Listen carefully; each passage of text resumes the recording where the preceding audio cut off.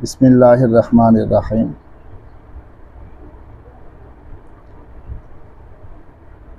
हर इंसान चाहता है कि मैं कामयाब हो जाऊं।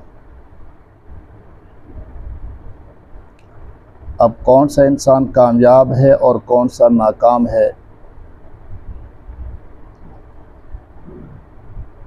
इन दोनों इंसानों का अल्लाह रब्बुल इज़्ज़त ने कुरान पाक में तज़किरा किया है। नाकाम इंसान के बारे में अल्लाह रब्बुल इज़्ज़त ने कुरान पाक में लानत की है। लानतुल्लाहि अलल काज़िबीन, कि झूठों पर अल्लाह की लानत है। और यकीनी बात है, जिस पर अल्लाह की लानत हो वो कामयाब नहीं हो सकता।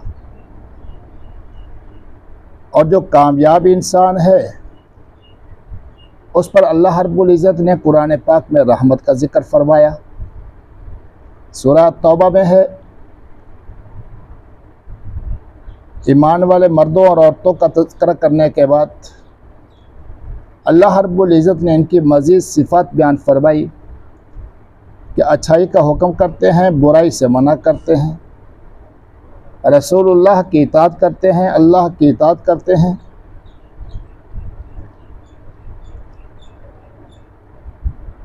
नमाज को कायम करते हैं। और फिर आखिर में अल्लाह रब्बुल इज़्ज़त ने फरमाया, उलाइका सयरहमुहुमुल्लाह, ये वो लोग हैं जिन पर अल्लाह रब्बुल इज़्ज़त रहमत करते हैं, जिन पर अल्लाह की रहमत है। तो जिन पर अल्लाह की रहमत है वो कामयाब हैं, जिन पर अल्लाह की लानत है वो नाकाम है। इसलिए हमने कोशिश करनी है कि हम वो काम करें, वो आमाल करें, वो अफ़ाल करें कि जिनकी वजह से अल्लाह रब्बुल इज़्ज़त की हमारे ऊपर रहमत हो, ताकि हमारा शुमार कामयाब लोगों में हो जाए। और ऐसे काम ना करें कि जिन कामों पर अल्लाह रब्बुल इज़्ज़त की तरफ से लानत का सिलसिला है। और यकीनी बात है कि जिन पर लानत है वो नाकाम है। और यहाँ पर जो तज़किरा फरमाया, दुनिया का जिक्र फरमाया कि दुनिया के अंदर अल्लाह रब्बुल इज़्ज़त की उन पर रहमत है और दुनिया के अंदर अल्लाह रब्बुल इज़्ज़त की उन पर लानत है। और हदीस मुबारक में है, नबी करीम सल्लल्लाहु अलैहि वसल्लम ने फरमाया, दुनिया मज़राअतुल आखिरा, ये दुनिया आखिरत की खेती है। आज जो बोगे वही काटोगे कल।